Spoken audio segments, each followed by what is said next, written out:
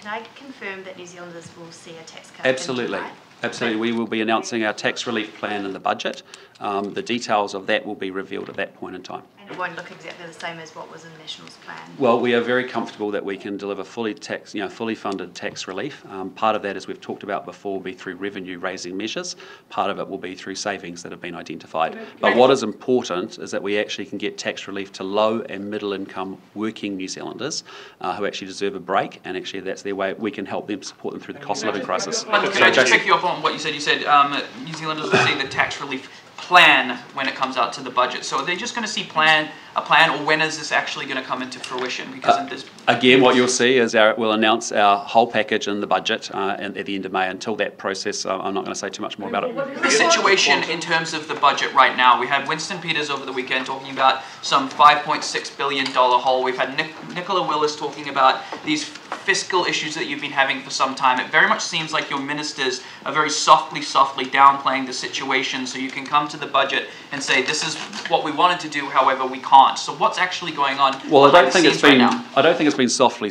I think every week that I've been here with you, I've communicated to you what we see as a deteriorating set of economic conditions in New Zealand.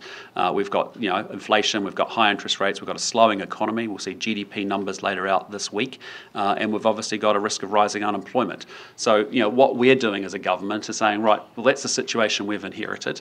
We're being really clear about these issues as we encounter them: cost overruns, deliberate underfunding, poor delivery of projects. But there's no doubt about it, we've got a very volatile and a very deteriorating economic set of circumstances. That was in the coalition agreements with both ACT and New Zealand First is now on the chopping block or subject to change because of the fiscal situation that you've been talking about. Look, our commitments as we built them in that negotiation period was that we built strong agreements between all three parties, and all three parties signed up for that. Our agreements to each other and our commitments to each other are pretty clear. So for us, we're going to keep working towards that. Look, you'll see it all revealed in the budget, but all I just say to you is that we will have a fully funded tax relief plan for low and middle income working New Zealanders.